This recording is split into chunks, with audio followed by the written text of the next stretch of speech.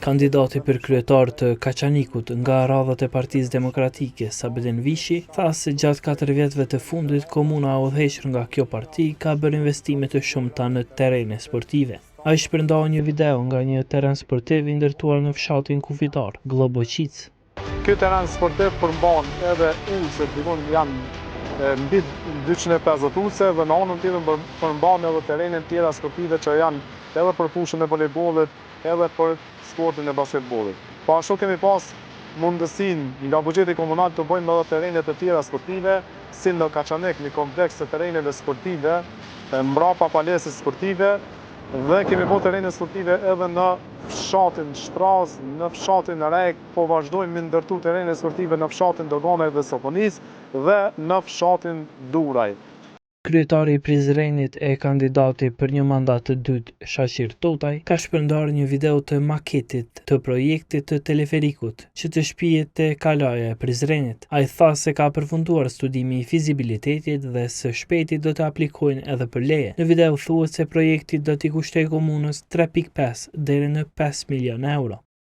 Në Mitrovic, nënkryetari, tash kandidat për kryetar komunë Arjan Tahiri, shpalosi një pjesë të planit të tij për përfshirje të qytetarëve në vendimarrjen lokale.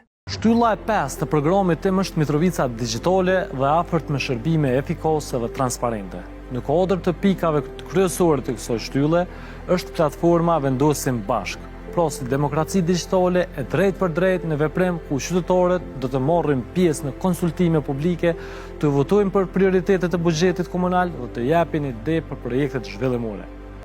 Uran Ismaili, kandidat për kryetar të Prishtinës, vizitoi njërin nga tregjet e kryeqytetit e aty tha se në rast nevoje do të punojë edhe me çekiç. Nuk ka normale vëlla, këshire venin, çu këshire midis Prishtine. Ku ke po më me lon lasër qëre, ku ke po me lon qëre drunin, me qekiz vetë ku me orë, që s'moj diqka me qekiz vetë ku me janis qka me bërë. Në Raves, Edon Cana deklaroi se në udhëheqjen e tij, komuna do të shndrohet në destinacion të turizmit agrar. Me vizionin ton, Ravesi 2035, edhe Zëqishtin edhe krejt fshatna, si eko komune parë, vend gjelbrum, pastër, me trajtimin e ujrave të zeza, me një perspektivë pozitive për të rinjt, edhe me bo një destinacion turistik në aspektin e turizmit rural, me agroturizëm. Ememli Krasniqi, kryetari i PDK-s gjatë një tubimi në Klinë, tha se këto zgjedhje do ta kthejnë Sokol Bashotën në krye të komunës.